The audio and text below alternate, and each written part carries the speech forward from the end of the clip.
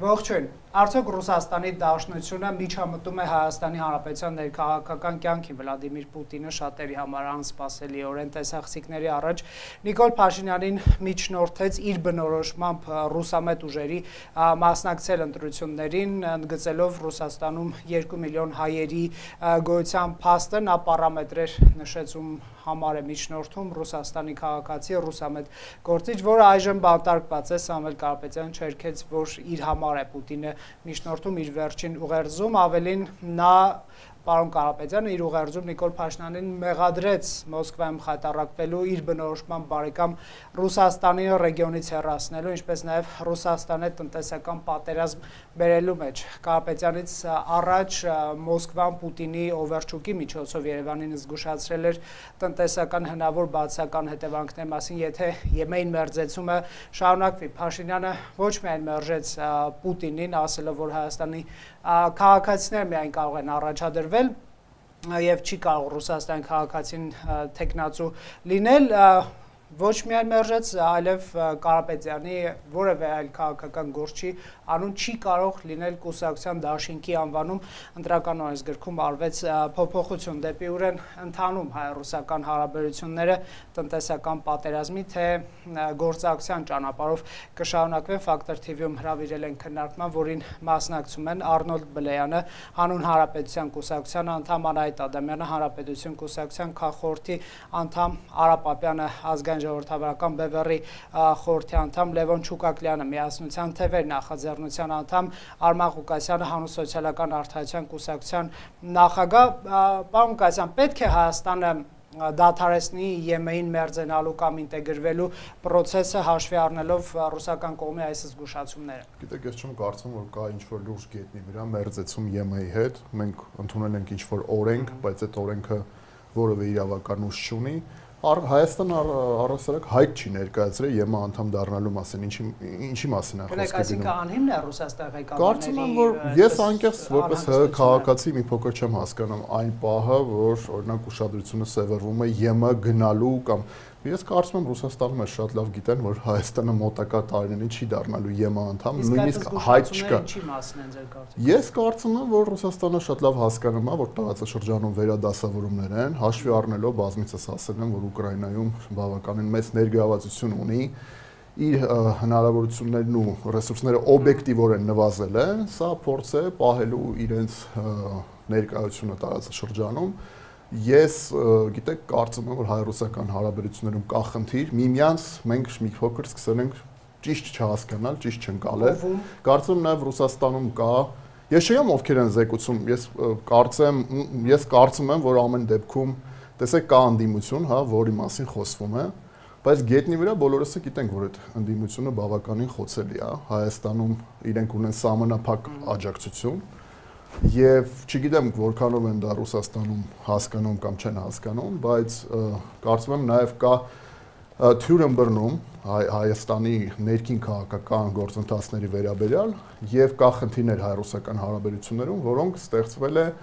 չգիտեմ, սխալ երկխոսության կամ սխալ իրար հասկանալու։ Փաշինյանը սադրել է այդ խնդիրները։ Գիտեք, ես հիմա չեմ ուզում Փաշինյանին պաշտպանեմ կամ Փաշինյանին վարկաբեկեմ, դա ամեն դեպքում Փաշինյանը ներկայացնում է Հայաստանի Հանրապետությունը, ուզենք դա չուզենք, ով կուզի, ով չի ուզի,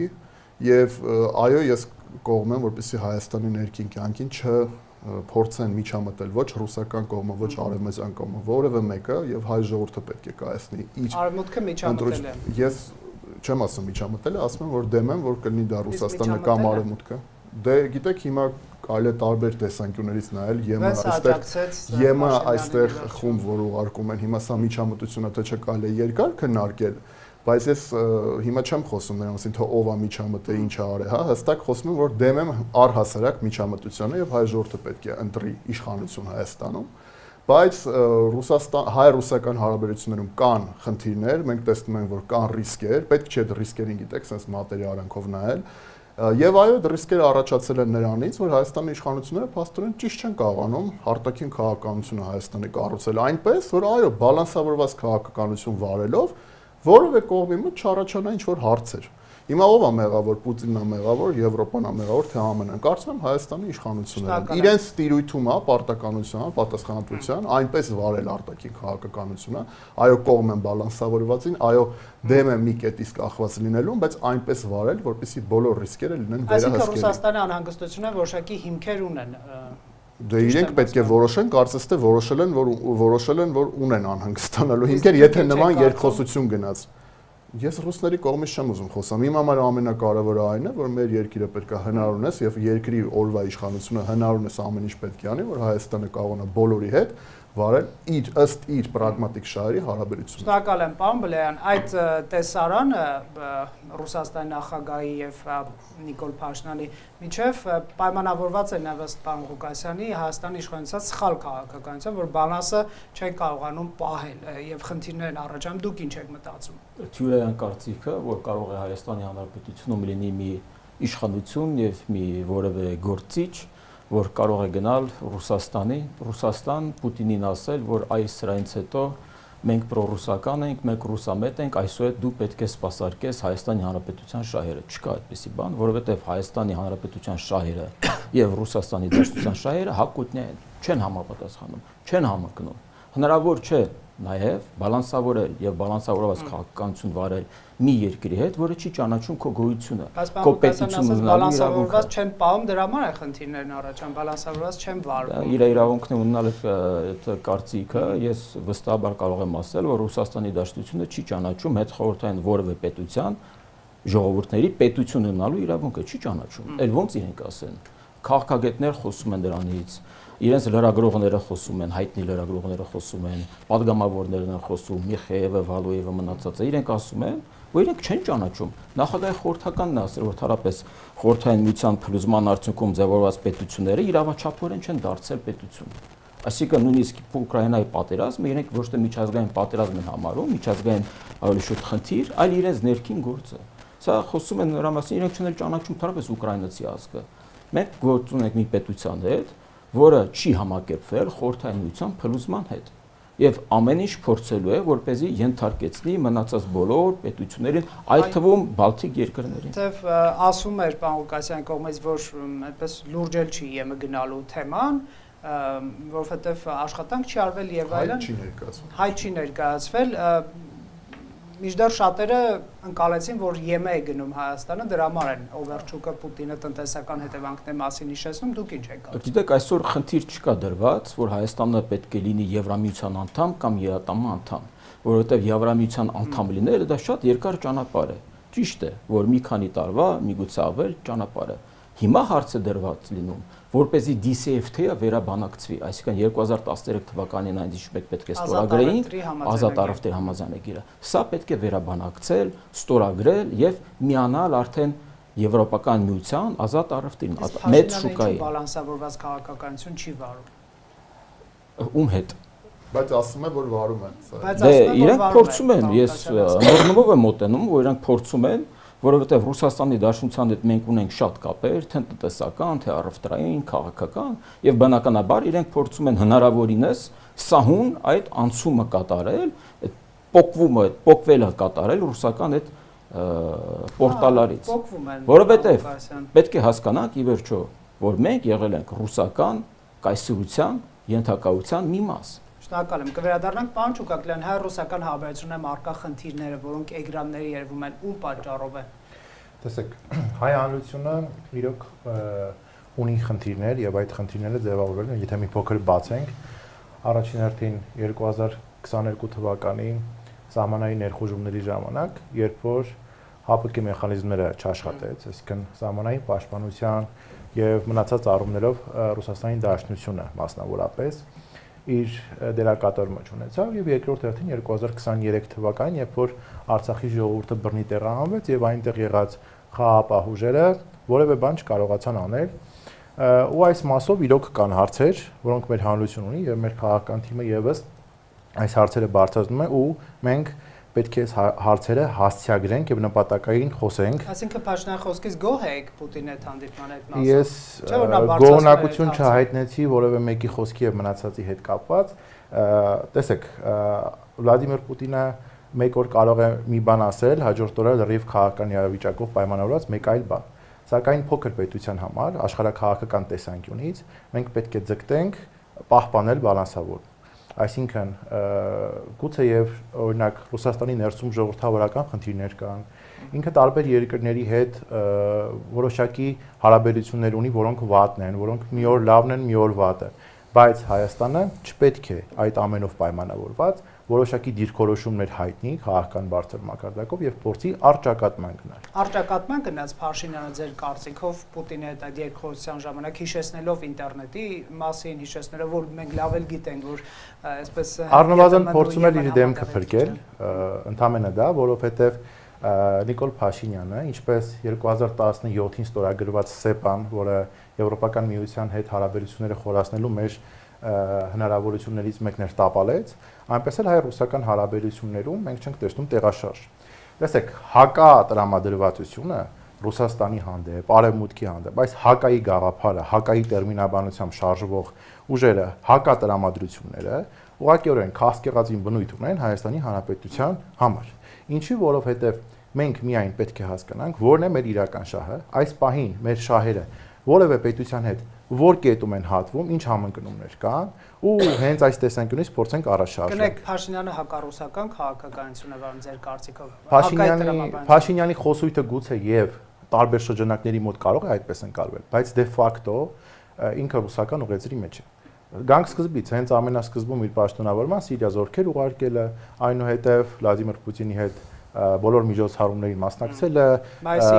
սուրճ քննադատելը մայիսի 9-ին, մնացած բոլոր տեղերում եւ այլն, ու իհարկե տնտեսական կախվածության խորացումը։ Երբ որ մենք խոսում ենք Եվրոպական միության հետ համագործակցության խորացումից, տնտեսական առումով նամանավան կախվածության իջեցումից, էներգետիկ իջեցումից եւ այլն, նվազեցումից,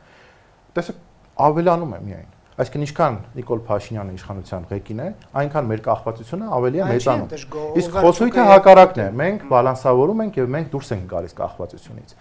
Այսինքն մենք ունենք խոսույթ, որը հակառուսական ուղեծրի մեջ է, բայց ունենք դե ֆակտո փաստացի այն, որ մենք ուղիղ ռուսական ուղեծրով առաջ ենք շարժվում։ Շնորհակալ եմ Տիկին Ադամյան, ուղիղ ռուսական ուղեծրով ենք առաջ շարժվում, բայց պարոն Չուկակլյանը չասեց, թե այդ դեպքում ինչով պայմանավորել, ասենք Կովերչուկի այդ զգուշացումը Հայաստանի տնտեսության առնչությամբ, եթե ԵՄ-ի մերձեցումը շարունակվի, հուսամ նա կարձագանքի, Այ ինչպես եք դուք բնորոշում այդ տեսարանը, դա ինչի մասն էր, արդյոք Փաշինյանի վարած հակառուսական քաղաքականության կամ ինչպես պարոն Ղուկասյանն ասաց, բալանսավորման քաղաքականությունից խոսելու, բայց ինչպես պարոն Բլերն ասաց, Ռուսաստանից պոկվելու այսպես պատճառով։ Եկեք կարուսելից իջնենք, հա։ Իսկապես կարուսելից իջնենք, որովհետև եթե մենք ուզում ենք քննարկել հայ-ռուսական հարաբերությունները իրականում մենք պետք է հասկանանք ինչ խնդիրներ ունի Հայաստանը եւ ինչ խնդիրներ ունի Ռուսաստանը։ Ինչ նպատակներ ունի Ռուսաստանը տարածաշրջանում եւ ինչ կարող է անել Հայաստանը։ Քննարկման առանցքը կարծում եմ սա պետք է լինի, ոչ թե Նիկոլ Փաշինյանի եւ Վլադիմիր Պուտինի խիստ աղմկահարույց հանդիպումը, որը ի զարմանս ինձ ամենայն դեպս արարողակարգային 5 րոպեով չավարտվեց, տևեց 5 եւ էլի 5 րոպե։ Իսկ դա նշանակում էր, որ Ռուսաստանի Դաշնության նախագահը ցանկանում է իր լուր աշխարհի հայտարարել, որ Հայաստանի Հանրապետության հետ կարող է խաղալ ճիշտ այն խաղերը, որ 2013-ին խաղաց։ Եվ մի գիշերում մենք մտանք Մաքսային միություն։ Գնանք, բայց Փաշինյանն ինչ է արել, որ այդպես վարվեց։ Ասացին, որ ռուսական գծի մեջ է, Ռուսաստանի շահերի դեմ բան չի արել։ Եվրոինտեգրում իրական չի։ Փաշինյանը փորձում է եւ որոշ տեղերում հաջողվում է խաղալ անկախության խաղը, եթե խաղ դա բնորոշենք, որովհետեւ որևէ պարագայում իդեպ ճիշտ կլիներ, եթե մենք անդրադառնալու էինք ավելի շատ այդ հանդիպմանը, որ այստեղ նաև ԿՊ ներկայացուցիչ լինել, որովհետև հիմա մենք ակամայից դառնալու ենք ԿՊ-ի կամ Նիկոլ Փաշինյանի դատապաշտպան, որը բացարձակապես գոնե իմ նպատակների մեջ չի մտնում։ Տեսեք, Նիկոլ Փաշինյանը հավաստեց, որ Հայաստանի Հանրապետությունը ժողովրդավար երկիր է։ Հայաստանի Հանրապետությունում ընտրությունները կատարվում են իբրև ընտրություն, ոչ թե նշանակում։ ամենայն դեպս ժխտեց, որ այլևս Հայաստանի Հանրապետությունում հնարավոր է, որ ազգային ժողովի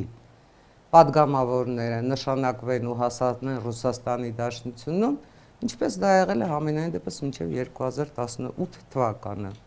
Իսկ դա ամենամեծ երևույթ է անակնկալն էր Պուտինի համար։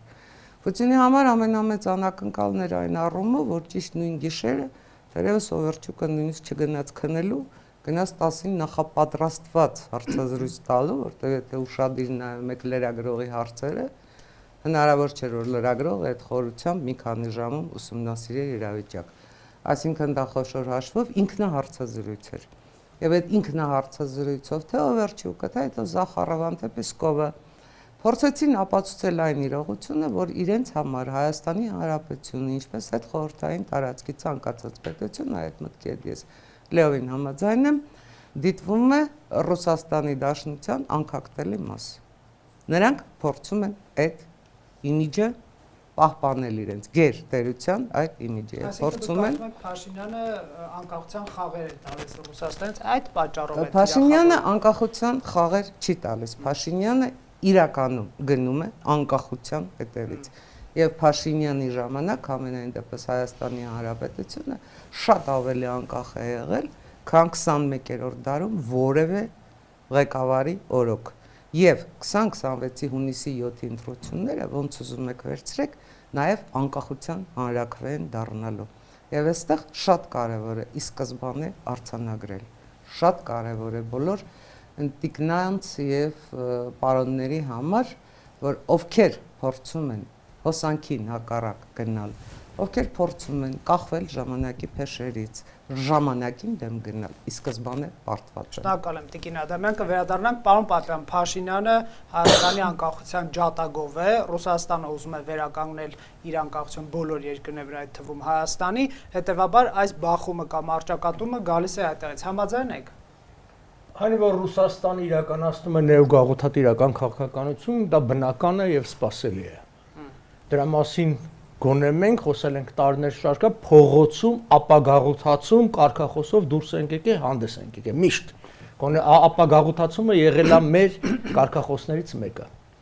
Այդ հասկանալի է։ Ինչ հասկանում չի Նիկոլ Փաշինյանի դիրքորոշումը։ Այսինքն Նիկոլ Փաշինյանը չգիտեր, որ ռուսները գազ են մեզ մատակարարում եւ դա օգտագործելու են որպես լծակ մեր դեմ։ Ինչու ոչինչ չի արվել օրինակի համար վերականգնելու Թուրքմենստանից գազի մատակարարումը Հայաստանին։ Այն ինչ որ 2000-ականների սկզբին 90-ականներին էլ կար, մենք անում էինք երրակողմը, նրանք այնտեղ էին տալիս Մեշեդին, մենք այստեղ էինք ստանում, գիտեր, չէ՞։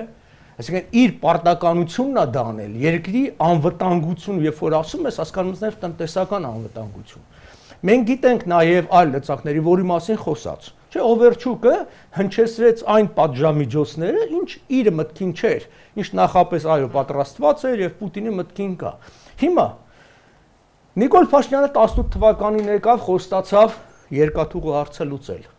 Անձամբ ես իրեն եմ փոխանցել իր օգնականի միջոցով հսկայական փաթեթ այնտեղ թալանի մասին։ Լավրովը մատ թափ տվեց վրան, Նիկոլ Փաշինյանը հետ կանգնեց։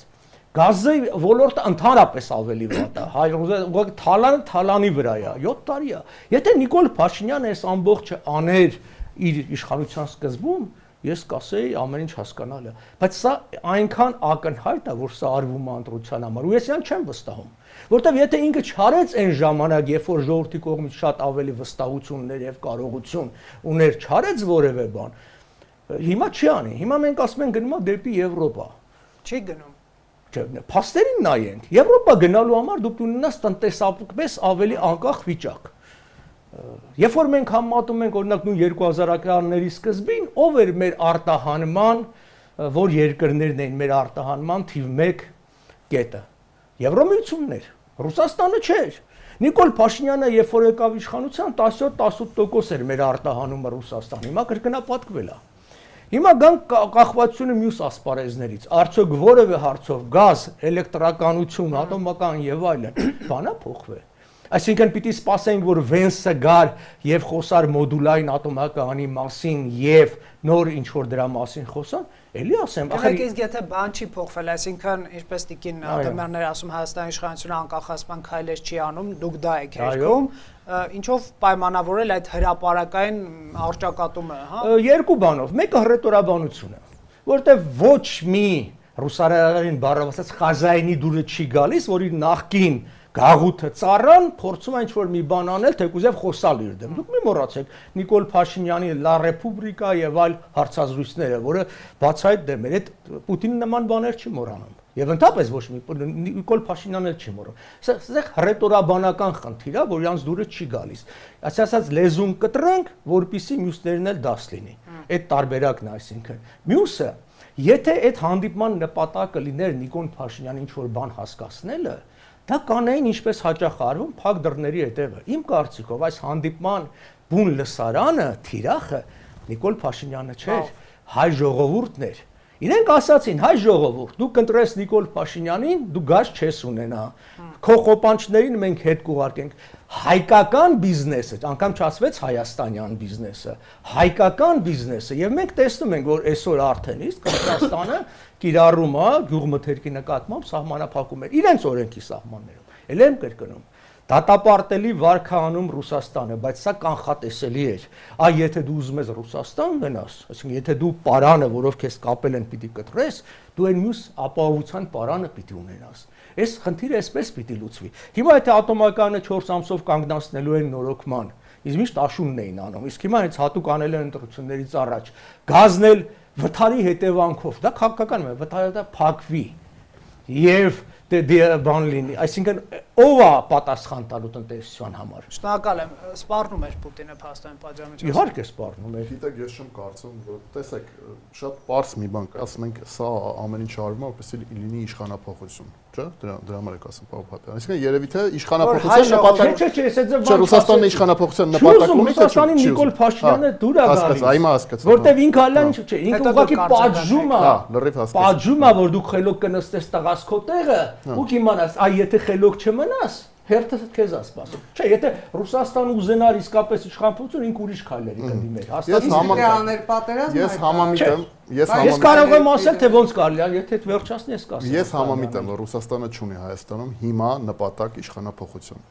Եվ դրա համար հաղորդման սկզբում պարզ ասացի, որ Հայաստանը չի ներկայացրել հայտ ԵՄ անդամ դառնալ, ես չեմ տեսնում գործնականում որևէ եվրոինտեգրման քայլեր կամ որևէ, գիտեք, sense լրիվ արտաքին քաղաքական վեկտորի փոփոխություն, հա, ինչ որ հայտարարություններ եւ այլն, բայց գետնի վրա այդ փոփոխությունները չկան, հա, չի փոխվում Հայաստանը։ Դեռևս հələ հապկի անդամ, այո, սառեցրել ենք, այսպես ասած, բայց դեռևս նույնիսկ հապկից դուրս չենք եկել։ Ինչի մասին է խոսքը։ Նման կարգավիճակ գոյություն չունի։ Այո, չունի, եւ ամենակարևորը, սառեցա, իսկ չենք մասնակցում բաներին, միջոցառումներին, բայց չենք էլ դուրս եկել հապկից։ Հիմա սա արտաքին քաղաքական վեկտորի կտրուկ փոփոխությունը չեմ կարծում։ Ռուսաստանն ինչա պետք իմ կարծիքով։ Բնական է Ռուսաստանը յուրաքանչյուր երկիր փորձելու է իր շահերը առաջ տանել եւ յուրաքանչյուր երկիր փորձելու է, մասնավորապես այժմ Ռուսաստանը փորձելու է իր պահպանությունը ապահովել Հարավային Կովկասում։ Հիմա ես ինչու եմ ասում, որ Նիկոլ Փաշինյանը հասցրել է նրան, որ հայ ժողովրդին փաստորեն ասում են, որ եթե լինի սենց, կլինի սենց, այսինքն դրանք հստակ ռիսկեր է, չէ՞։ Հիմա այդ ռիսկերը պետքա վերահսկեն օրվա իշխանությունները։ Ես ասենք ստեղ կանոնած այդ ռիսկերը չեմ կարող վերահսկեմ։ Բայց եթե Նիկոլ Փաշինյանը արդեն այն մակարդակին է հասել երկկողմ հարաբերություններում այդ հանդիպումը եւ այլն, որ հրապարակային նման բաներ են հնչեցում թեզեր, որ Հայաստանը overchuk ասես մոտիկացել այն կետին, որից հետո մենք պետք է վերանայենք։ Հիմա սրանք բոլորը հստակ ռիսկեր են, չէ՞։ Այս ռիսկերը ով պետք է վերահսկի։ Ով պետք է վերահսկի։ Իդեպ վերջի բան ասեմ կներեք։ Իդեպ եթե օրինակ մենք ասում ենք ռուսական գազի հարցը, չէ՞։ Հիմա կան բազմաթիվ խնդիրներ։ Տարբեր ձևով են հաշվում սահմանի վրա եւ այլն, հետո հասնում է սպառողին գինը լրիվ ուրիշ է, հա, 177 չի դառնում, այլ ուրիշ բան է դառնում։ Ամեն դեպքում հիմա եթե Ռուսաստանն հետ, ասենք, ենթադրենք գազի հարցում խզում ենք հարաբերությունները, ենթադրենք, հա, հիպոթետիկ։ Բնական է, չէ՞, որ ադրբեջանական գազն այլընտրանքը, եթե ինչպես պարոն Պապյան ասաց, գետնի վրա այդ այլընտրանքները օրինակ թուրքմենական չի ստեղծվել եւ չնայած դա էլ է հաշվարկների հարց, որքան կլինի այդ միջև այդ գազը գա հասնի եւ այսինքն սրանք բոլորը ռիսկեր են եւ 8 տարի Նիկոլ Փաշինյանը գտնվելով իշխանությանը գտնվելով իշխանությունից, բոլոր ռիսկերը պետք է նախապես վերահսկեր եւ բնականը գետնի վրա ստեղծեր իսկապես այն, որ Հայաստանը վարի, բալանսավորված, մի կետից չկախված լինելու քաղաքականություն, ինչը գետնի վրա մենք չենք տեսնում։ Սառեցված երկխոսություն ունենք։ Հետո պարոն Բլեյանի կանցնենք, խնդրեմ, պարոն Պապյանին եք արձագանք։ Եկեք ընդունենք այնուամենայնիվ, որ Հայաստանի Հանրապետությունը եւ Ռուսաստանը աշխարհի միակ երկրները չեն։ Եվ փորձենք Հայաստան-Ռուսաստան հարաբերությունները դիտարկել Ռուսաստան այլ պետություններ հարաբերությունների մեջ։ Եթե դնում ենք Ղազախստան, Մոլդովա, Վրաստան, ընդհանրապես Ռուսաստանի հարաբերությունները, բացառյալ Մերձբալթյան հարաբերությունները մյուս պետությունների հետ, բոլոր պետությունների հետ սահմանային կոնֆլիկտների ստեղծում, արբիտրին դերում հանդես գալ, ներքին խառնակություններ երբեք չպետք է լինի խաղաղության իրավիճակ, պատերազմ, որպեսզի Ռուսաստանը իր դերը պահպանի։ Սա եղել Ռուսաստանի արտաքին քաղաքականությունը հետխորհրդային տարածքի բոլոր պետությունների նկատմամբ։ Ի վերջո, առանձնանալ Նիկոլ Փաշինյանի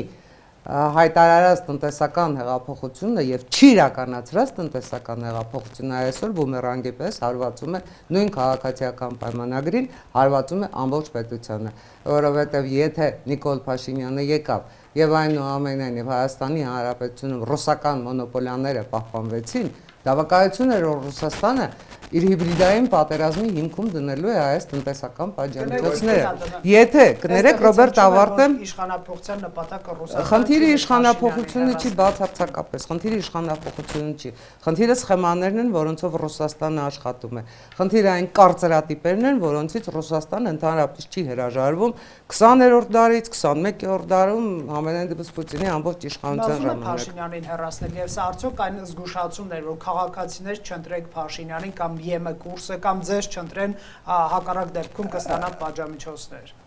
Պատժամիջոցների ունակություն, եթե Ռուսաստանը ունենար, պատժամիջոցների ունակություն, եթե Ռուսաստանը ունենար, սեփական տնտեսությանը չվնասելու տարբերակով, վաղուց այդ պատժամիջոցները սկսվել էին։ Եկեք դա ընդունենք։ Ռուսամետ ուժերին Պուտինի։ Ես կարծում եմ, որ այդ հանդիպման ժամանակ, թող պարոն Բլեյանը ինձ ների, այդ հանդիպման ժամանակ շատ, ինչ ասեմ, Հայաստանի Հանրապետությունում Կրեմլի վկաների դեմ շատ քայլեր արվեցին, որովհետև Սամվել Կարապետյանի ուժը քափ ու քրտինք մտած արհեստական բանականությամբ իսրայելցի, չգիտեմ, փորձագետներով, էսով այնով ապացուցում էր մենք Եվրոպամետ ենք ժողովուրդ։ Մենք Կիպրոսի քաղաքացի ենք։ Մենք ընդհանրապես Ռուսաստանի հետ կապ չունենք։ Օրինակ թող Իրանը գա դառնա մեր անվտանգության երաշխավորը։ Թող Չինաստանը գա դառնա տրիպի։ Մենք ընդհանրապես Ռուսաստանի հետ կապ չունենք ու հանկարծ սպասում է ոնց չունենք։ Դե ուզում եմ Երկրորդ մասը Ռոբերտ Քոչարյանի ֆիասկոն է, եկեք էս էլ հաշվի առնենք։ Դա չէր առնենք։ նշանակում աջակցություն Փաշինյանի Պուտինի կողմից, եթե այդպես խորանանք։ Ոչ, դա չէր նշանակում աջակցություն Նիկոլ Փաշինյանին, որովհետև պարզապես այստեղ Կրեմլի վկաների դիրքերի թուլացման հետևանքով Ռուսաստանից հայտարարվում էր տոտալ զորահավաք։ Տղեկ ես ստեղ եմ, ես ձեզ տերեմ։ Դա էր ամբողջ այդ ինչ ասեմ, հանդիպման բաց մասը։ Եկեք հաշվի առնենք նաև մի ուրիշ մաս։ Այդ հանդիպումը ունեցել է փակ հատված։ Իսկ թե այդ փակ հատվածում ով ում ինչ է ասել, ով ում ինչ է խոստացել, ով ում է հայհոյել կամ ով ում է սիրաշահել, մենք դա չգիտենք, մենք դա իմանալու ենք քաղաքականության մակարդակով։ Քաղաքականության մակարդակով ակնհայտ է։ Ռուսաստանի Դաշնությանը պետք չեն ժողովրդավարական պետություններ, դա նոնսենս է։ Եվ հենց այն հիմքով, որ Հայաստանի Հանրապետությունը ժողովրդավարական պետություն է, այն հիմքով, որ ինչ կարծիք լինի, ինչ կարծիք չլինի, Հայաստանի Հանրապետությունը գնալու է դեպի արևմուտք։ Հայաստանի Հանրապետությունը գնացել է։ Միանշանակ ռիսկերը պետք է վերահսկել եւ դա պետք է լինի։ Ես կողմ եմ ժողովրդավար երկիր լինելու, դրան այլընտրանքները ժողովրդավար երկրում պետք է լինեն ազատ ընտրություններ։ Այլ պետությունների միջամտությունը պետք է բացառվի։ Բայց շատ լավ հարց է տալիս։ ԵՄ-ը մեզ սպասում Զանգեցին ասեցին կարծում եմ կարող եք մինչև մայիս սպասել եւ կիմանաք, որ Եվրամիությունում մեզ ոչ միայն սպասում են, այլև Մոլդովայի ինչու՞մն է զադերժկան, որ հայտ չենք ներկայացնում, եթե սպասում են, ինչու՞մն է զադերժկան։ Ճիշտն ասած չգիտեմ, զադերժկա հայերեն ինչ է նշանակում։ Դե գիտեք։ Բայց եկեք հասկանանք մի պարզ իրողություն։ Այ Ռուսաստանի այս քայլերը ուզում են, դա չեն ուզում այստեղ Կրեմլի վկաները արագացնելու է Հայաստանի Հանրապետության ընթացքը դեպի արևելք։ Շնորհակալ եմ։ Պարոն Բլեյան, Ռուսաստանը ԵՄ-ը մեզ սպասում է, որ Ռուսաստանը այսպես հակադրության մեջ ենք մտնում եւ Օվերչուկից մյուսներից լսում ենք շատ բաց, ոչ ակնարկ, այլ կոնկրետ ես զգուշավոր բառեր կօգտագործեմ տնտեսական հետևանքների մասին։ Պարոն Ղուկասյանն է ասում, ինչու ենք այսպես գլխապատառ Ինչու է աղմկում գետը։ Գլխապատառ նետվում ԵՄ, երբ որ մեզ չեն սպասում եւ ռուսական սպառնալիքների ենք, զարնվում։ Գիտեք, Լեհաստանը քանի անգամ փորձեց թակել ԵՄ-ի դռները, իսկ ԵՄ-ն փակեր պահում այդ դռները, իսկ այսօր Եվրամիությունը պատկերացել առանց Լեհաստանի ընդհանրապես հնարավոր չէ։ Բայց մենք եւ Լեհաստանը մի քիչ Այո, աշխարհագրական դիրքերը մի քիչ այլ է։ Մենք Ռուսաստանը ավելի գայթակղիչ ենք Եվրամիության համար։ Ես շարունակեմ, Դա Աստված այդպես լինի, Տիկին Անդրանյան, ես միայն ուրախ կլինեմ։ Հիշեք, որ Եթե բոլորի համար մենք լինենք գայթակղիչ, շատ ուրախ աշխարհագրությունը կլինենք։ նույնպես քաղաքականություն է։ Այո, դրա համար եմ ասում։ Մեզ ԵՄ-ն չեն սպասում, իսկ մենք Ռուսաստանը թշնամանում։ գիտեք, իդեպ Օվերչուկից խոսվեց, Օվերչուկը շատ ավելի մեծ քար նետեց որոշ ընդդիմադիր գործչի այգին, երբ մեզ սպառնաց, որ մեր երկաթուղու կառավարչի տնօրինման իրավունքը կիրառելու պարագայում հայկական բիզնեսը տուժել է Ռուսաստանում։ Իսկ այդ մարդիկ օր ու գիշեր նամանավանդ Պետրոս Ղազարյանի, այդ հարցազրույցի ժամանակ կուրսկ էին ծեծում, ասում են, որ իրենց միլիարդավոր բիզնեսները ընդհանրապես որևէ լծակ կրծքերին հանգիստ թողնենք, հարցը շատ կոնկրետ է։ չեն հանդիսանա եւ իրենք չեն Եվ մեզ կաշկանդվի։ սպասում են, որ այսպիսի ռիսկեր Ես նորից եմ ասում, Եվրամիությունը ոչ ոքի չի սպասում։ Եվրամիությանը հայտ ես ներկայացնում, ոնց որ օրինակ գնում ես դեսպանատուն, հայտ ես ներկայացնում, հետո գնում պաշտպանում ես, թե ինչու ես ուզում գնաս այդ երկիր, ու այդ իրենք որոշում են։ Ուղղակի տվյալ դեպքում դա իդեպ առաջի քայլն է Եվրամիության անդամակցության եւ դա նաեւ խոսում է նրա մասին, որ իրենք պատրաստ են մեզ սպասել Եվրամիությանը, այդ դանդաղկոտությունը նաեւ մեր պատճառով է, որովհետեւ մենք շատ ավելի արագ չենք իրագործում այդ քայլերը։ Իսկ ինչ պետք է արագանենք, այնց հետաքրքիր է, ինչ պետք է արագանենք։ Տեսեք, օրինակ մենք շատ ենք խոսում, թարապես նախ պետք է հասկանանք ինչ է պետք Հայաստանի Հանրապետության շարքային քաղաքացուն։ Ինչ է պետք։ Բարեկեցիկ կյանք, խաղաղ կյանք, մարդու իրավունքներ, պահպանություն, ժողովրդավարություն։ Ճիշտ է։ Հիմա այս 4 կետերի հետ Ռուսաստանի Դաշնությունը որևէ կապ չունի, աղերս չունի, հակառակը Ռուսաստանի Դաշնության գոյությունը այս տարածաշրջանում ապահովում է, որպես այս 4 կետերը գոյություն չունենան, տեղի չունենան։ Հետևաբար, երբ մենք գոնում ենք խաղաղության հետևից, դա եվրոպական միության անդամակցություն է նաև։ Երբ մենք խոսում ենք ժողովրդավարությունից եւ թույլ ենք տալիս, որպեսզի այստեղ ժողովրդավարական ընտրություններ լինեն, դա նաև եվրոպական միության անդամակցության հայտի ներկայացնելու մի process-ի Պարոն Բլեյան, ես մի քիչ վատատեսական հարց եմ տալ։ Ռուսական սպառնալիքները եւ հնարավոր բացական տնտեսական հետևանքները այսպես շարքով, ցանկով թվարկում է։ Բայց մենք դրա դիմաց չունենք ԵՄ-ի հավաստիացումը, որ դուք ենթարկվեք այդ վտանգների, ռիսկերի եւ կանդամակցեք մեզ։ Մենք ունենք Եվրամիության, ասում եք գալու ենք ասել։ Իրանք են ասում, դրա համար։ Մենք ունենք Եվրամիության Մենք հաշվարկել ենք արդեն, դա հաշվարկված է եղել Եվրամիության հետ, թե ինչքան կնստի մեր վրա նյութադրանք գազի փակումը կամ ավելի շատ տվյալ դեպքում գազի թանկացումը, որտեվ ի վերջո ինչ եղավ օրինակ, երբ եվրոպացիները հրաժարվեցին ռուսական գազից։ Կամ հիշում եք Դմիտրի Մեդվեդևն ինչ էր ասում։ Սա թանկ կվճարեք եւ այլն, հիմա ով դուժեց։ Ռուսաստանը, որտեվ կորցեց եվրոպական շուկան։ Հիմա այդ Ռուսաստանն ուզում է Հայաստանի շուկան կորցնի։ Ես չեմ կարծում, որ նա ուզում է։ Գազը միջնորդավորված չի վաճառվում այսօր։ Ես չեմ կարծում։ Դա ինչ շատ փոքր տոկոս է կազմում, այդքան են խոսում։ Սա փոքր տոկոս է կազմում։ Երբ մենք խոսում ենք ռիսկերից, երբ մենք խոսում ենք ծախսերից, դա հաշվարկվել է, եվրոպացիները պատրաստ են դա նույնիսկ սուբսիդավորել, այո, որտեղ է այդ հայտարարությունը եղել, պատրաստ է։ Դե եղել է։ Չէ, որտեղ է։ Անձնական ֆակտորների Մարտակոս ոնց տես բան են հայտարարում, մենք գազի գինը կբանենք։ Տեսեք, չի քաղաքական մեջ կարևորը ձեռնարկվող քայլերն են, իսկ այդ քայլերը ձեռնարկվում են։ Երբ մոլդովացիները խնդրի առաջ կանգնեցին, եւ ինչ եղավ, հիշում եք Մոլդովա։ Ինչ գնաց Եվրոպա չի գնաց։ Այո, Եվրոպական միությունը, այո, 5-6 տարի տևեց միջև տվյալ պահին գտնվող խմբականակը գնեց գնալով հակառակի ստանդարտների նաև ուղարկեց փորձագետների, որպեսզի մոլդովացիները այնտեղի գինեգործությունը, նաև Վրաստանի գինեգործությունը նոր թափ ստացան։ Այսօր Վրաստանի գինին շատ լավ է զգում թե եվրոպական շուկայում, թե ռուսական շուկայում, եւ խոսում ենք եվրոպական ինտեգրումից կամ DCFTA-ի վերաբնակցումից, դա ընդհանրապես չի խոսում, որ մեր տնտեսվարողները եւ գործարարները կորցնելու են իրենց ռուսական շուկան։ Չէ։ Հակառակը իրենց ապրանքն ու արտադրանքը դարձնելու են ավելի բարձրակարգ, դա նշանակում է, որ դա ավելի թանկ գնով կվաճառվի ռուսական, ղազախական, ղրղսական եւ մնացած այլ շուկաներում, բայց նաեւ այդ արտադրանքն արդեն ցանկալի կլինի արաբական աշխարհում, եվրոպական աշխարհում, ամերիկյան աշխարհում։ Այն է, որ կնեք այսպես բառեր օգտագործելով, նաղդը թողած ընկնում ենք Նիսայի հետևից։ Իսկ նաղդը ԵՏՄ-ում տնտեսական աճն է։ Հայաստանը մինչև 2013 թվականի մաքսայնություն մտնելը մենք շատ հանգիստ շփվում էինք ռուս գործարարների հետ, վաճառում էինք, գնում էինք, մաքսայնություն չկար։ Ինչ ենք ստանում հրաժարվելով ռուսական շուկայից։ Մենք չենք հրաժարվում ռուսական շուկայից։ Մենք գտնում ենք նոր շուկաներ։ Կներեք, էլի, պարոն Ղուկասյան, քանի որ իրենք են շարունակում։ Նախ դե Մենք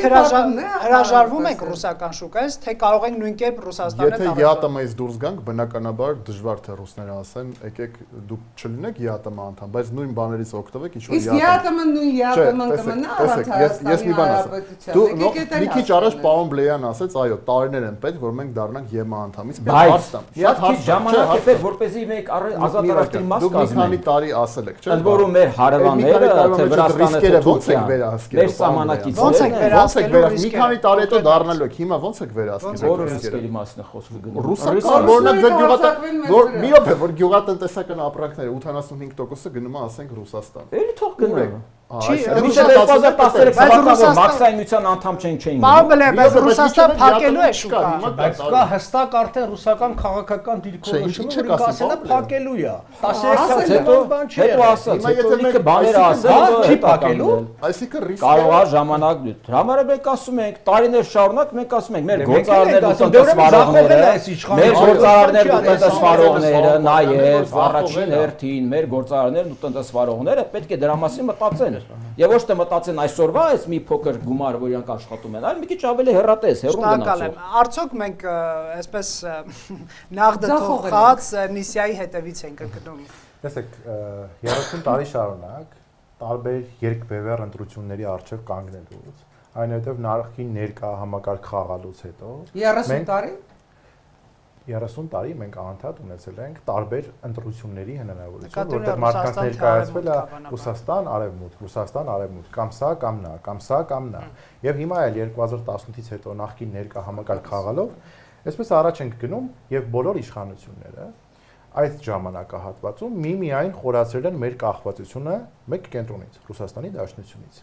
Եվ իհարկե Նիկոլ Փաշինյանի ձեռան 2017 թվականին ստորագրված ՍԵՊԱ-ն ամբողջությամբ գրեթե տապալել են։ Այսինքն այն գործընթացը, որի մասին խոսում եք, որ մեզ ընդհանրապես մի քանի տարի է անհրաժեշտ։ Այդ մի քանի տարի մենք ունեինք արդեն, որpիսի մեր օրենսդրական համակարգում, արդարադատության համակարգում եւ տարբեր տեղերում մենք կարողանայինք բարեփոխումներ իրականացնենք, որpիսի Եվրոպական միության մասով անգամ գոնե մեկ միտք ունենայինք։ Տեսեք, դուք եք ասում, որ մենք կվերահսկենք ռիսկերը, ես էլ ձեզ պատասխանում եմ, որ այդ ամեն ինչը ռիսկերը վերահսկելուց առաջ մենք միևնույն է, պետք է կարողանայինք այս ամեն ինչը շտապել։ Իսկ այս իշխանությունը տապալել։ Իսկ այսօրվա դե ֆակտո իրադրությունը այնպեսին է, որ Հայաստանը ռիսկի դիմի, կտրվի ռուսական ինտեգրացիոն միավորներից եւ գնա ԵՄ։ Այսօր մենք դա պետք է անենք, թե ոչ։ Պատրաստ ենք դիմելու մենք որպես Հայաստանի Հանրապետություն ռիսկի դիմելու կարիք չունենք։ Ինչի, որովհետև նախ մեր հարաբերությունները չպետք է պայմանավորվեն նրանով, որ Ռուսաստանը օրինակ ժողովրդավար պետություն չի կամ մյուս պետությունների հետ այսպիսի հարաբերություններ է ստեղծում։ Եվ մեր այս հակայի տրամադրվածությունը եւ հակառուսական նարատիվները մեզ լավ տեղ չեն տանում։ Ու ես ուզում եմ հասկանալ, ինչու է միշտ Հայաստանի ինքնիշխանությունը ծլում, ծաղկում, զարգանում Ռուսաստանի Դաշնությունից, բայց Ադրբեջանի հետ կապված մեծածավալ ռիսկերը թույլ տվեք ավարտել։ Մեծածավալ ռիսկերը, որոնք կան ու ամենամեծ սպառնալիքն են այս պահին մեր պետության համար, դրանք մի կողմ ենք թողնում։ Եկեք տիկին Անահիտը պատասխան, հետո պարոն Պատկանը։ Ես չէի ավարտել, էլի կարևոր մի հատ։ Շարունակեք հիմա, թող պատասխանի կշարունակեք։ Ինձ համար ոչ միայն զարմանալի, այլ խիստ զայրացնում են պնդումները, որ Հայաստանում կան հակառուսական տրամադրություններ։ Հակառուսական տրամադրությունները Հայաստանում չեն եղել ու չկան։ Այդ բոլոր տրամադրությունները հարուցում է Ռուսաստանի բարած քաղաքականությունը։ Չի հավատում, իրազատ իրավունքն է, Աստծո սիրուն։ Մի հավատացեք, բայց բացեք ձեր աչքերը գրողոտանի։ Որտեղ եք տեսել լայն բաց են եւ այդ նարատիվները, որոնք առաջ են տարվում, այդ շատ լավ տեսնում ենք եւ հարցումը եւս տեսնում ենք։ Ձերականջները հասկանալու համար, որ Հայաստանում երևի դուք դրական։ Հայաստանում ես ոչինչի կարիք չունեմ բարձրացնել։ Հայաստանում չկան հակառուսական տրամադրություններ։ Կա պարզ իրողություն։ Ռուսաստանի Դաշնությանը պետք չէ այնպիսի պետություն, որը չի վարում իր քաղաքականությունը։ Դուք այստեղ ինչ-որ 30 տարի հիշատակեցիք։ Անկեղծ ասած, այդ 30 տարին ինչ շատ զարմացրեց, որովհետև եթե դուք հաշվում եք 2017 թվականից մինչև 2026-ը, 30 որևէ կերպ չի ստացվում։ Ընդհանրապես, մեր պետականության շրջանում, մեր անկախ պետականության շրջանում 30 տարվա ընթացքում խորացել են միայն կախվածությունը։ Կանչելի է համաձայն եմ ձեզ հետ։ Ռոբերտ Քոչարյանի կամ Սերժ Սարգսյանի իշխանության ընթացքում եղել է մի հարց, որ Ռուսաստանը ասի այսպես արեք, իրենք ասել են կներեք չեք։ Ես այլ բան էի պնդում, կրկնում եք այն միտքը, որը ես ասացի։ Չեմ կրկնում այն միտքը, ձեր 30 տարին եմ որոնում։ 30 տարին հենց Ռոբերտ Քոչարյանի եւ Սերժ Սարգսյանի կառավարման իշխանության տարիներն էին, որի մասին ասացի։ Հենց այդ ժամանակահատվածներում եւ հիմա եւս անընդհատ ամենօրյա ռեժիմով մենք միայն կախվածություն ենք խորացնում եւ տապալում ենք Եվրոպական միության հետ համագործակցության մեր պլատֆորմները, մեր այն բարեփոխումները, որը որ պետք է արվեր։ Բացի դրանից դուք խոսեցիք ժողովրդավարության մասին, որ Հայաստանում ժողովրդավարությունը, տեսեք, նախընտրական շրջան է։ Մեծամոր համայնքում մեր կուսակցությանը թույլ չեն տալիս վարչական ռեսուրսի կիրառման կոպիտ խախտումներով գրասենյակ ունենալ։ Այն կամավորները, որոնք գալիս են մեր քաղաքական կուսակցության գրասենյակ, իրենց նկարները տարածվում են տարբեր տարածքային կառավարման մարմինների, թիմերի միջոցով գտնում են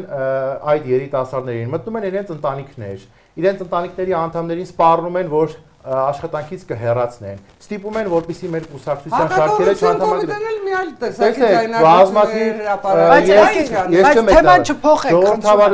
Ժողովրդավարության հետ կապված մենք 2018-ին եթե մտածում ենք, որ ձեռք ենք բերել ժողովրդավարություն եւ այդ փխրունությունը փորձում ենք պահել, մենք ներկա փուլում արդեն կարող ենք ուղղակի Նիկոլ Փաշինյանի ձեռամբ մոռանալ այդ ժողովրդավարության մասին, մենք ունենք միայն խոսույթ, որը ժողովրդավարության մասին է, խաղաղության մասին է, Ռուսաստանի հիբրիդային պատերազմների մասին է, սակայն բովանդակությունը ոչ մի ձև չի փոխվել։ Մենք էլի ունենք այն կոտրած տաշտակը։ Ես ամենևին չբնութագելեցի Ռուսաստանի ինչ-որ բան արել է թե ոչ։ Հարցը հետևյալն է։ Չի ճանաչում քո երկրի սահմանները։ Եթե դու ունես հստակ նպատակ, հստակ գործելակերպ եւ փորձում ես արդյունքներ գրանցել, այլ ոչ թե խաղում ես որևէ այլ պետության խաղը, ուրեմն Ռուսաստանն էլ, մյուսներն էլ քո հետ հաշվի կնստեն։ Սակայն եթե դու ամբողջ խաղը տապալել ես եւ այսօր կանգնում ասում ես, գիտեք ինչ, Ռուսաստանը այսպես է անում։ Ռուսաստանն էլ մյուս գերտերություններն էլ, մյուս պետություններն էլ, անգամ ամենափոքրերը, ունեն իրենց շահերը։ Իրենք առաջնորդվել են միայն իրենց շահերով, մեր գեղեցիկ աշկերի համար, որևէ մեկը մեր համար որևէ բան չի անելու։ Ինչքան մենք շուտ սա հասկանանք, խաղենք այս դասերը, այնքան ավելի շուտ կարողանանք զարգացման ճանապարհը։ Ինչ պարոն Պապյան, գիտեմ ձեր հերթն, բայց դա մի հարց էլի է, պարոն Բլեյան, ասվում էր, որ Ռուսաստանի թեմատիկայում են հիշում, նաև կարծում եմ դուք Հայաստանի ինքնիշխանության մասին, բայց Ադրբեջանի հետ հարաբերությունները ինքնիշխանություն բան այդպես ստվերվում է։ Արդյոք համաձայն չեք, պարոն Շուկակյանը, այս բնորոշմանը։ Մենք ունենք հարևաններ, մենք ունենք 4 հարևան, ճիշտ է։ Հարևանների իշխանություններին մենք չենք ընտրում։ Եվ մենք դատապարտված ենք ցանկացած իշխանության հետ, անկախ նրանից մեր դուրը գալիս է, չի գալիս, մենք դատապարտված ենք այդ իշխանությունների հետ, հնարավորինս կառուցողական, դրական, հա, եթե օրինակ խոսում ենք Վրաստանի եւ Իրանի պարագայում, հնարավորինս լավ հարաբերություններ ունենալ, իսկ եթե խոսում ենք Ադրբեջանի եւ Թուրքիայի պարագայում, հնարավորինս կառուցողական եւ տեսանելի հարաբերություններ կարգավորել։ Մենք սա մեզ է պետք։ Ասածն այն է, Ադրբեջանը մեր ինքնիշխանության չի սպառնում, միայն Ռուսաստանն է սպառնում, որ միայն Ռուսաստանը համատեքստում է այդ հարցը բարձրացվում, որ մենք ինքնիշխանության խնդիր ունենք, ենթարկվում ենք հիբրիդային սպառնալիքների։ Գիտեք, լրիվ կախված է Հայաստանի Հանրապետությունից, Հայաստանի Հանրապետության վիճակից, մենք կարող ենք զարթնել մի օր եւ Վրաստանն ու Իրանն էլ օրինակ սպառնան մեր անվտանգությանը։ Այսինքն մենք ինչի մասն ենք խոսում։ որ խտացվում ենք։ Մենք ուզում ենք համատության մեջ դնենք բանը Ռուսաստանն ու Ադրբեջանը։ Հիմա այս պայդրությամբ մենք կարողացել ենք Ադրբեջանին բերել կառուցողական դաշտ։ Եւ հələ որ այդ ուղղությամբ դեռ գնում ենք։ Հիմա մեր նպատակը ո՞րն է։ Որպեսզի այնպեսի Ամերիկայի Միացյալ Նահանգները։ Այո, իր միջնորդավորությամբ։ Հիմա մեր նպատակը ո՞րն է։ Որպեսզի այնպիսի հարաբերություններ ձևավորենք Ադրբեջանի հետ, որպեսզի հետագայում ցանկացած իշխանության պարագայում Ադրբեջանում եւ Հայաստանում նաեւ ցանկություն չլինի գնալ որևէ ռազմական գործողությունների, որտեղ փոխկապվածություն լինի։ Բա Ռուսաստանի հետ ինչու են սրվում հարաբերությունները։ Ռուսաստանը մեր հարևանը չի։ Ռուսաստանը մի մեծ գերտերություն է, որի տերության տակ ենք մենք եղել հարյուրամյակներ շարունակ։ Եվ հիմա նաև այստեղ է, որ մենք ունենք շահերի համադրություն Վրաստանի հետ, Ադրբեջանի հետ եւ մնացած այլ խորհրդային պետությունների հետ, որոնք գիտակցում են պետության կարևորությունը, պետականության կարևորությունը, ինքնիշխանության եւ անկախության անալանտրանք լինելը։ Այսինքն դա Ադրբեջանը դաշնակից է, Ռուսաստանը ճշտամի։ Ռուսաստանի հետ ասեմ ինչու են սրվում հարաբերությունները, որտեղ Ռուսաստանի միակ խնդիրն է թույլ չտալ, որ այստեղ տերի կկառուցվի, ու այդ ամբողջ հեքիաթը հանդիպումների, ընտրությունների եւ այլն արգելափակել Ամերիկայի Միացյալ Նահանգների կամ Եվրամիության ներկայությունը այս տարածաշրջանում, որտեղ Ռուսաստանը պետք է լինի ցարիբոկ։ Պարոն Պապյանին լսենք, խնդրեմ Պապյան։ Ցանկացած քաղաքական խմբի կուսակցության աշխատանքը գնահատվում է, ինչ խոստումներ ա տվել, ինչ է իրականացրել։ Գիտեք, տպավորությունն է, որ Նիկոլ Փաշինյանի քաղաքականությունն է, պարսիկները մի ասացվածք ունեն, ասում է պատրվակ քթիր արդարանալու Սաջադեն աղոթագոր գողացիր թեկուս մսկիթից։ Նիկոլ Փաշինյանի արածը գիտեք ինչ է։ Ինքը 21 թվականին կոնկրետ խոստումներ ա տվել իր կուսակցությունը, որի համար ստացել է մանդատ։ Ինքը դրանք չի արել, դրանց հակառակն արել։ Ես հիշեցնեմ ձեզ Շուշի ազատագրում Հադրութի հետ միասին, դա 21 թվականի ստակ բան է։ Բայց եկեք հայ-ռուսական հայաբերությունները։ Չէ, բայց ես հայ-ռուսական հետ կա, Ռուսաստան դնենք մի կողմ, ասածներ տա, մենք այստեղ խնդիրը հետեւյալն է։ Այսօր քաղաքական ղեկը գտնվում է ԿՊ-ի ձեռքում։ Ինքը պիտի պատասխան տա։ Ասենք 408 օրինակ խոստում ա տվել, 408 խոստումից ինչը արել, ինչը չի արել, մնացածը ինչ չի ուզում։ Թե Ռուսաստանը իր այդ լավ խոսած, Պուտինը վատ խոսած, իրա չգիտեիր, որ Ռուսաստան կա կամ Պուտին կա, հաշվի առնեիր։ Եթե դու չէիր կարող իրականացնել Պուտինի արկայությամբ, ուրեմն խոստում չտար, ուրեմն դու խաբել ես։ Դու խաբեբայական քաղաքական նույնն էլ այսօր է կատարում։ Դուք ասում եք խաղաղություն, որովհետև փոխկապակցված կլեն Հայաստան-Ադրբեջան։ Դուք երբի չեք պատկերացնում ՍՍՄ տարիներին Հայաստանն ու Ադրբեջանը ինչ փոխկապակցված են եղել տնտեսապես, քաղաքականապես, մշակութային եւ այլն։ Բայց դա պատերազմ չկանխեց։ Ոչ մի պատերազմ, ոչ առաջին համաշխարհային պատերազմ, ոչ երկրորդ չի կանխվել տնտեսական հարաբերությունների արկայությամբ։ Երբ որ 41 թվականին նացիստները արձակվեցին ՍՍՄ վրա, ՍՍՄ նավերն ու վագոնները դեռ Գերմանիայում են եւ հակառակ։ Այդ կեղծ թեզա, դա գիտականորեն ապացուցված է։ Բայց պարոն Պապյան, եկեք մեր թեմային։ Հիմա վերադառնանք այստեղ Եվրոմիությանը, նայ։ Եվրոմիությունը ունի հստակ չափորոշիչներ, Կոպենհագենյան չափորոշիչներն են։ Այդ տարբեր եւ տնտեսական եւ մարդու իրավունքների, եկեք նայենք, տեսնենք մենք ինչ համապատասխան թե չէ, որտեղ շատ բան կարելի է խոսալ, բայց եթե գետնի վրա դու նահանջ ես ապրում, այո, նշվեց այստեղ այդ հետապանիչը, որ Հայաստանն է ժողովրդավար երկիր։ Ես 100 հատ օրինակ բերեմ ամիսը, թե ինչ ոչ ժողովրդավար քայլեր է իրականացում։ Ուրիշ եթե բան չէ։ Մի հատ նայեք հանրային հեռուստատեսությունով քանի րոպե ինչ քարոզչություն է կատարվում եւ իր պարտավորությունները, դա մեր բոլորիս հարկատուների գրպանից է վճարվում իրենց համար, բայց դա այսօր դառել է միակուսակ, ՍՍՄ տարիներին ավելի բան է։ Իսկ մենք ԵՄ-ը արդյոք մեզ սպասում են, որ Ռուսաստանի հետ այսպես հարաբերությունների կասկածի տակ դրվի այդ հարաբերությունները։ ԵՄ-ն ոչ մեկի չեն սպասում։ Այսինքն դադարեցնենք Եվրոպան։ Դուք դի գնաց դուրը ծեծես։ Ես ժամանակին, երբ որ մեր դեսպանատանն է աշխատում Բուխարեստում, Ռումինիան այդ գործընթացի մեջ էր։ Ես ներսից այդ գործընթացին գիտեմ։ ԵՄ-ի։ Այո, ԵՄ-ի հետ ՆԱՏՕ եւ այլն, դա հսկայական աշխատանք էր եւ այդ հարցը մի բան էր։ Պարոն Վարուժան Ոսկանյանն էր հիմնականում զբաղվում։ Հա, դա հսկայական ջանքեր պահանջվեց։ Տարիների տասնամյակ աշխատանք պահանջվեց։ Էլ չեմ ասում, որ այստեղ էլ ասվեց աշխարհագրությունը այլ կարևորագույն գործոններից մեկն է Լեհաստանի անունն է տվել։ Իհարկե, Լեհաստանը Միացյալ Նահանգներից հեղուկանավերով հեղուկ գազ է ստանում։ բայց այդ նավերը չեն կարող գալ Հայաստան։ Մեկ է Վրաստանն է, չէ՞, պետք է գնա դեպի Եմեն, որ մենք Մայր մասածն է։ Նիկոլ Փաշինյանն ուզում է Հայաստան տեն եվրո։ Կրկնում եմ, ուրեմն պետք է Թուրքմենստան գնալ, ոնց որ մենք ենք գնում ժամանակին, Թուրքմենբաշի հետ խոսում ենք, նվերները տանում ենք, փող էլ չկար։ Հայաստանը աղքատ էր, անգամ փող չունեինք վճարելու։ Համոզում էինք, մի բան էինք տալիս, մի բան էինք խոստանում, այդ գազը բերում էինք։ Բա որ փակ էր Վրաստանի վրայով գազը, այդ գազը որտեղից էր գալիս։ Նույնը ատոմականներին էր վերաբերում։ Փակ ատոմականը ոնց գործարկվեց։ Շատ լավ, այդ ոնց եղավ 97-ին մենք կարողացանք փակ ատոմականը գործարկել, որ աշխարհում նախադեպ չէր եղել փակել եւ բացելու։ Ինքը 7 տարի իշխանության է, 97 հետի հաշվես 91-ից ընդամենը 6 տարի էլ որից կեսն էլ պատերազմ էր։ Իսկ հիմա եկել ենք մի վիճակի,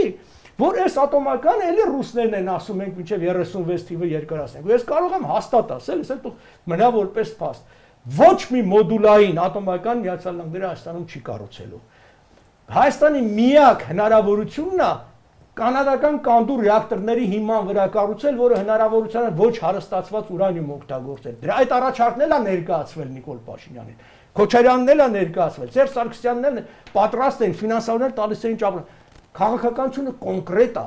քաղաքագիտությունը վերացական է։ Կարելի է սիրուն շատ բաներ խոսալ ասել, բայց քաղաքականություն կոնկրետ է։ Ես չեմ տեսնում, վերջացնում եմ։ Ես չեմ տեսնում քայլեր գետնի վրա, որ գնում են դեպի արևմուտք։ Հիմա մենք ամփոփում ենք, պարոն Ղուկասյան, 1-2 րոպե սահմանում խնդրում եմ։ Աշխարհագրական դիրքը Հայաստանի այնքան է կարևոր, Ինչ անել է եթե Վրաստանը չլինի ԵՄ անդամ, Հայաստանը չի կարող դառնալ ԵՄ անդամ այսօրվա իրողություններից ելնելով։ Հետևաբար, Եթե Վրաստանը չի գնում դեպի ԵՄ, Հայաստանը ոնց է գնում սահմաններ ունի, չէ, այսօրվա իրողություններից ենք խոսում։ Բայց եկեք մի հատ բան հասկանանք։ Ռուսաստանը ինչ է ասում։ Ասում է դու չես կարող լինես համ ԵԱՏՄ անդամ, համ ԵՄ անդամ։ Այսինքն ոչ թե որովհետև իսկապես, որովհետև դրանք երկու հակասող իրար մաքսային միություններ են։ Հիմա ԵՄ գնալը դա հստակ պետքա լինի հետեւյալ քաղաքական կուրսը, օրվա իշխանության, հա, որ օրինակ մենք դուրս են գալու ԵԱՏՄ-ից, որովհետև մեր ուղղությունը ԵՄ-ն է։ Եվ իրենք դա ասում են, որովհետև նախընտրական քաղաքացիական պայմանագիր կուսակցության ծրագրի մեջ գրված է, որ Հայաստանը մնալու է այնքան ԵԱՏՄ անդամ, մինչև չստեղծվի իրական հնարավորություն ԵՄ անդամ դառնալու։ Եւ հիշում եք նաեւ Նիկոլ Փաշինյանը ասում էր, որ ԵԱՏՄ-ում կմնանք, բայց մեր ինքնանպատակը բանն է, ԵՄ գնալն է։ Այսինքն, տեսեք, հակասության վրա ինչ է նշանակում Հայաստանը կմնա ԵԱՏՄ-ում, բայց մեր ինքնանպատակը ԵՄ անդամ դառնալն է։ Հետևաբար դա նշանակում է, որ այս իշխանությունները օրվա կուրսով են շարժվում, չունեն ռազմավարական հստակ մշակված երկարաժամկետ կամ գոնե միջնաժամկետ ծրագիր այս առումով, հա, եւ իրենց գեր նպատակը իշխանությանը վերարտադրվելն է, բայց նման քաղաքականություն, արտաքին քաղաքականություն վարելը կարա շատ մեծ հետևանքներ վատ ունենա Հայաստանի համար։ Ու խնդիրը նա չէ, որ Ռուսաստանը ժողովրդավար է, թե չէ։ Մեզ դա ընդհանրապես պետքա չհետաքրի։ Մեզ պետքա հետաքրի մեկ բան. ոնց ենք մենք վերահսկելու այդ բոլոր ռիսկերը, որոնք իրական են։ Ամփոփեք եւ ասեք, ոնց եք մենք վերահսկելու այդ բոլոր ռիսկերը։ Ամփոփելով պետք է ուղղակի մի քանի կետեր եմ գրել, դրանց հակադարձան, որովհետև որոշները ուղղված էին ինձ։ Երբ մենք խոսում ենք թարապես հակառուսականությունից, ես մի քիչ չեմ հասկանում այդ տերմինը ինչ է նշանակում, որովհետև շատ ժամանակ հակառուսականություն նշանակում է, որ մենք ինչ-որ մի բան ենք անում, որը միտված է ընդհանրենք Հայաստանի Հանրապետության համար, օգտին, բայց դա օրինակ հակասում է Ռուսաստանի Դաշնության շահերին եւ մենք ուրեմն դա չպետք է անենք։ Եթե դա համարում է ռուսականություն, ուրեմն թող հակառուսականություն լինի։ Ես դա համարում եմ հակակրեմլականություն միգուցե։ Բայց ես նորից եմ ասում, ցանկացած բան, օրինակ, եթե մենք դեմ ենք, որպեսզի նոյեմբերի 9-րդ կետը իրագործվի եւ գան ռուս սահմանապահները FSB-ն գան կանգնեն օրինակ այդ Սյունիքի այդ Միջանցկով, հա, արդեն Միջանցկով, ես իհարկե դրան դեմ եմ։ Եվ երբ կողմ եմ, որպեսզի թրիպ լինի։ Հաջորդը, երբ մենք խոսում ենք շահերի մասին եւ համադրության մասին, օրինակ ասում են տարբեր երկրներ ունեն շահեր։ Իհարկե, բոլոր երկրներն ունեն շահեր։ Վրաստանն էլ ունի, Հարևաններն էլ ունեն այստեղ շահեր։ Եվ շատ կարեւոր է, որ մեր շահերը որ մենք համագործակցենք այն երկրների հետ, որոնց հետ մենք ունենք շահերի համադրություն։ Հիմա Ռուսաստանի հետ մենք չունենք ոչ տեսլականի, ոչ որևէ ապագայի։ Ոնց է ռիսկերը կառավարելու, խնդրում եմ դրան էլ պատասխանեք ամփոփ։ Ռիսկերի մասին նորից խոսեցինք, ռիսկերը կառավարելու համար պետք է հնարավորինս շատ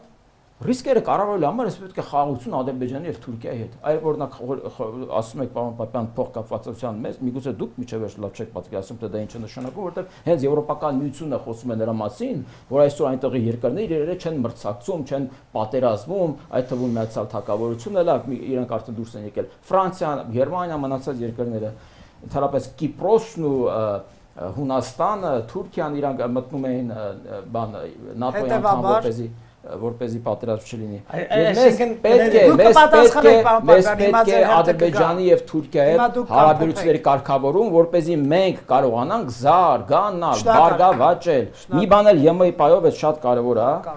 ԵՄ անդամ դառնալու համար, այո, միգուցե մեզ պետք է որպեսզի Վրաստանը դառնա ԵՄ անդամ։ Բայց ազատ առևտուր ունենալու համար Եվրոպական միության հետ այնինչ այսօր մենք պետք է ունենանք, ոչ թե ինչ-որ տարիներ հետո։ Մեզ պետք չի որպեսզի Եվրոպական միության անդամ դառնա։ Պարոն Բլեյա։ Վրաստանով։ Հասկացա, Որտեղ Վրաստանը եվրոպական տանել Ռուսաստան է, դրա մասին է խոսքը։ Շնորհակալ եմ։ Նաև մեզ պետք է Թուրքիայի հետ սահման բացել։ Դա արդեն ուրիշ Ատոմակայանի պահով։ Այո, ես համաձայն եմ, թող Կանադայից էլ լինի։ Բայց իդեպ ասեմ, օրինակ ասում են, չէ՞, Միացյալ Նահանգները բան անի չէ՞ փոքր մոդուլար բան չունեն։ Ճապոնիան մի քանի օր առաջ իր վարչապետը Տիկինը Միացյալ Նահանգներում Դոնալդ Թրամփի հետ բան ստեղծեցին, պայմանագիր կնքեցին, որ իրենք 9 միլիարդ դրա համար մենք էլ, այսինքն Միացյալ Նահանգների հետ մենք կարող ենք շարունակել ատոմակայանի գործում, բայց եթե մենք որոշենք Կանադայի հետ, ես էլի խնդիր չունեմ։ Պարոն Չուկակլյան, խնդրեմ ամփոփել։ Իդեպ Ղազախստանը որոշեց, որ Ռուսաստանը չի շարունակելու, իրենք սինգապուրական կազմակերպության հետ։ Լսեք, պարոն 15 միլիարդի ամփոփումը, պարոն Պատյան, $4,500 մեր վզին պարտք են դրել։ Հիմա դուք երբ որ Ես դեմ չեմ որ Կանադայի հետ լինի, ես դեմ չեմ որ Հարավային Կորեայի հետ լինի, ես դեմ եմ որ Ռուսաստանի հետ լինի։ շնորհակալություն, պարոն Չուկակլյան, ձեր ամփոփումը։ Շնորհակալություն։ Նախ մեր քաղաքական թիմը Տիկին Ադամյան լսենք։ մեր քաղաքական թիմը լիովին կողմ է տարածաշրջանային ապաշրջափակման, այսինքն տնտեսական ուղիներ, համագործակցություն եւ այլն։ Բնավել մենք չենք ուզում որևէ մեկի հետ շնամանալ եւ միայն ասում ենք, որ բոլոր սպառնալիքները պետք է հասցեագրվեն եւ բոլոր սպառնալիքների հետ կապված հարցեր կան, որոնք պետք է քննարկել։ Ռազմավարական տեսանկյունից Եվրոպական միության հետ ծերտ հարաբերությունների պահպանումը եւ զարգացումը մեր գլխավոր օրակարգերից մեկը պետք է լինի։ Հայամետությունը, սպասեք, անդամակցությունը իհարկե շատ կարևոր է, բայց անդամակցությունը պետք է անդամակցության համար պետք է մտածել ու գործել adekvatորեն։ Այսինքն, ինչ ունենք այս պահին գետնի վրա, ինչքան ժամանակից կարող ենք գնալ դեպի դա եւ արդյոք Եվրոպայում մեզ սպասում են այդ հարցով, թե ոչ։ Հակառուսականության հետ կապված բոլոր հարցերի հետ կապված դա կեղծ քարոզչություն է, որը Նիկոլ Փաշինյանը սկսել է սերմանել, ինչու, որովհետև նախընտրական առումով իրեն կարևոր է, որպեսզի Ադրբեջանի հետ կապված սպառնալիքների փոխարեն հակառուսական տրամադրությունների կեղծ քարոզչություն լինի եւ մնացած ամեն ինչ։ Իրեն պետք լիներ հակաադրբեջանական քարոզչություն ինքը անելու էր դա եւ մնացածը այդ նարատիվը սկսելու էին։ Այսինքն Դուգինը Նիկոլ Փաշինյանը մենք չպետք է չվնասենք մեր հայրենակիցների շահերը, ովքեր ներկա պահին Ռուսաստանի Դաշնության հետ ունեն բիզնես առևտրային կապեր եւ ապրում են այնտեղ։ Այս մասը եւս պետք է հաշվի 2-ից 3 միլիոն հայ բնակիչներ ունենք Ռուսաստանի Դաշնությունում։ Բայց կարող են գալ Հայաստանում ապրել։ Գիտեմ դուք զգում եք որ Պուտինի թեզերն եք։ Որևէ մեկի թեզերը չեմ թելում։ Հարց է արդյոք Ալիևի թեզերը թելողները կան թե ոչ։ Կառավարել ռիսկերը ամփոփելով։ Կառավարել ռիսկերը, այս պահի ռիսկերը կառավարելով է, որ մենք կարող ենք հասկանալ ինչ է պետք անել հետո։ Մեզ պետք է ռազմավարություն, adekvat մտածողություն եւ գործել բովանդակությամբ, այլ ոչ թե քարոզչություն։ Շնորհակալ եմ, Տիկին Ադամյան, ամփոփենք հայ-ռուսական հարաբերությունների ապագա։ Ես կարծում եմ, որ հենց դες այդ հարցազրույցներում ես մի քանի անգամ այդ հարցին պատասխանել եմ եւ կարծում եմ հայ-ռուսական հարաբերությունների համար պետք է սկսել ամբողջ իրավապայմանագրային բազան նորից, որովհետև մենք բազում հարցեր ունենք եւ մենք ունենք մի իրավիճակ, որոնց այդ հարցերը չեն համապատասխանում, այսինքն պետք է նոր Ռուսաստանի Դաշնության հետ, Հայաստանի Հանրապետության եւ Ռուսաստանի Դաշնության միջև, չգիտեմ ինչ կկոչվի ռազմավարական համագործակցության, բարեկամության, պարոն հետ ձևակերպումները թերևս ավելի լավ կարող է տալ, լինելով դիվանագետ, բայց ամենայն դեպս այս հարաբերությունների համար մեզ նոր համաձայնագիր է պետք, որտեղ կներառվեն թե սահմանապահները, թե ռազմաբազայի մնալ չմնալու պայմանները։ Ես կարծում եմ, որ մենք այսօր անպայման կխոսենք երկաթուղուց, մենք չխոսեցինք երկաթուղուց, դա մեզ համար գերկարևոր խնդիր է, ինչ կարգավիճակ է վերջո պետք է ունենա Ռուսաստանի կոնցենսիոն կառավարման հանձնված երկաթուղին, ոնց պետք է հարցը լուծենք տրիպի համար, բայց հիմա ես չեմ ուզում ես հայ-ռուսական հարաբերությունները այսպես վերհիշացնեմ, Ես ուզում եմ խոսել Հայաստանի Հանրապետության մասին, որովհետև տեսեք, մենք շատ հաճախ խոսում ենք, այ Իրանը ինչ կասի, Վրաստանը ինչ կասի, Թուրքիան, Ռուսաստանն ինչ կասի, Հայաստանը ինչ է ասում։ Եկեք այդ ռակուրսով գնանք քննարկման։ Դա դնենք ամեն ինչի կենտրոնում։ Հիմա ես ուզում եմ ասել, թե Հանրապետություն կուսակցությունն է ամեն ինչի։ Հա, այդ կուսակցությունը գալիս է կարճ։ Բոլորի դեպքում եմ ես դա ասել, կարող եք հետո։ Ես ուզում եմ, որ մենք ունենանք պետական երկարաժամկետ ծրագիր։ Եվ այդ պետական երկարաժամկետ ծրագրում հաշվի առնենք ազգային շահը։ Ու հաշվի առնենք նաև այն իրողությունը, որ անվտանգությունը միայն բանակը չի։ Կա տնտեսական անվտանգություն, կա ժողովրդագրական անվտանգություն, կա էներգետիկ անվտանգություն։ Եվ այդ բոլոր անվտանգությունների անվտանգությունը տնտեսական անվտանգությունն է։ Ինչու ենք մենք այսօր ենթարկվում Ռուսաստանի այս հիբրիդային հարձակումներին, որովհետև ռուսական մոնոպոլիաները շարունակեցին մնալ Հայաստանում։ Սա է ամբողջ խնդիրը։ Եվ այդ խնդիրը պարտադիր պետք է լուծվի։ Ու Հանրապետություն կուսակցությունը իր 5 ծրագրով հենց այդ խնդրի լուծումներն է բերում։ Շնորհակալ եմ, պարոն Պապյան, ամփոփենք հայ-ռուսական հարաբերությունների ապագան ըստ ձեզ։ Ապագան մշուշոտ է, որովհետև Ռուսաստանի ապագան է մշուշոտ, դրա համար մենք տարիներ շարունակ, ես անձամբ տասնամյակից ավել հանդես եմ եկել Արևմուտքի հետ, մասնավորապես Միացյալ Նահանգների հետ, ՆԱՏՕ-ի ոչ անդամ գլխավոր դաշնակցի կարգաժետ ստանալու, որովհետև ռուսներ ուզեն էլ մեզ չեն կարող պաշտպանել, այ ռուսական բազան, որ Գյումրիում կա, Տիկին Սիմոնյանի պատասխանը, Տիկին Ադամյանի պատասխան կներեք, որ ասում է պատերազմ հատար կարիք չունեն, այդ ձեր բոլոր թվարկած երկրներ Մոլդովա, Ղազախստան, բան Հայաստանում ինքը ռազմաբազա ունի, ռազմաբազա նշանակում է ռազմական զինվորական ձեռք, որ ինքը ամեն ինչ կարող անի։ Եվ մենք երբ որ ցույց էինք անում այդ ռազմաբազայի դիմաց եւ պահանջում էինք անել, հենց այդ էր, որ սա մեզ չի պաշտպանելու դրսի վտանգից, բայց ինքը ներսի վտանգ է։ Բայց մենք այդ ասելով հանդերձ կրկնում ենք, մենք այլընտրանք էինք առաջարկում, որ պետքա նախ բանակցել ամերիկացիներից ստանալ այդ կարգավիճակը, հետո բերել ռազմաբազա։ Իդեպ ասեմ, 1992 թվականին ամերիկացիք մեզ առաջարկել են արզնի օթականը վարձել եւ տեղակայել բան։ Այդ էլ մեր սխալն է եղել այդ ժամանակվա իշխանությունների, որոնք չեն հասկացել, որ այդ փոքր ներկայությունը կարևոր է, որ իդեպ օրինակ ղրղիզները կարողացան մանաս օթականում երկուսն էլ ունենալ եւ ռուսները մենք չեն կարել։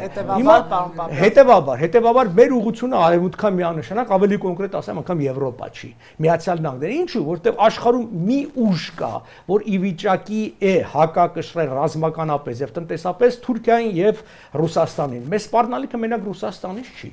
Այդ մեստոր որտեղ Ռուսաստանը, բայց այդ նույնքան ավելի վատ էլ Թուրքիայից է։ Պուտինի մասին խոսեց, բա Ֆիդանին մոռացաք։ Այսինքն իր հայտարարությունները եւ այլն բոլորն են ուզում միջամտել, երբ որ դու թույլ ես, անգամ Ալիևն է միջամտում, մատաթափ տալի, ասում է, այսի կհանես քո սահմանադրությունից եւ այդ բանը արվում է։ Ինչ էլ ուզում ասել, եւ գալու է պահանջները, դեռ շատ ավելի վատ օրեր են գալու, որովհետեւ այս իշխանությունը ոչ մի գետնի վրա հիմք չի ստեղծել դիմադրելու, երբ որ դու դիմադրում ես, դու հիմքը Համաձայն եմ, երկաթուղին շատ կարևոր է։ Բա մեռանք առաջարկելով Ֆիալետովը Վանաձոր 22 կիլոմետր երկաթուղին կառուցեք, որը Թիֆլիսից դեպի Հայաստան 40%-ով կրճատում էր բանը, ճանապարհը, որը բերելու էր բեռը, բա ինչի չարեցին։ Հիմա լսում ես իշխանությունն ասում է փողի պակա Ռուսները չէին։ Դե լավ Նիկոլը 18 թվից Նիկոլներ, չէ, որ ռուսները վատներ, 100 անգամ ենք ասել, դեսպանատան դեն ենք ասել։ 18 թվից ինքներ, ելի եմ ասում, եթե մենք 19 թվին խոսելու ունենք, ես դες մենք այսօր արդեն ինքը ավելի շատ է իշխանության Նիկոլ Փաշինյանը, քան Լևոն Տեր-Պետրոսյանը։ Դա ապես 18 թվին ՌԺԴ-ի հարցը պիտի լուծվեր, Լավրովի գալը ոչինչ չպիտի լուծվեր։ Դրա համար այո, ուղղությունը դա է, բայց ոնց որ ասած պետքա պատրաստել հիմքեր դրա համար։ Շնորհակալ եմ, սիրելի հեռուստադիտողներ, Factor TV-ում քննարկում ենք հայ-ռուսական հարաբերություններ եւ դրա ապագան մասնակցում են Արնոլդ Բլեյանը, հանուն Հանրապետության կուսակցության անդամ, Անահիտ Ադամյանը, Հանրապետություն կուսակցության քաղխորհրդի անդամ, Արման Ղուկասյանը, հանուն Սոցիալական արդարության կուսակցության նախագահ, Լևոն Չուկակլյանը, Միասնության թևեր նախաձեռնության անդամ, Արա Պապյանը, Ազգային ժողովրդավարական բևեռի խորհրդի անդամ։ Շնորհակալ եմ Factor TV գալու համար, շնորհակալություն նաև ձեզ հետևելու համար, հաջողություն։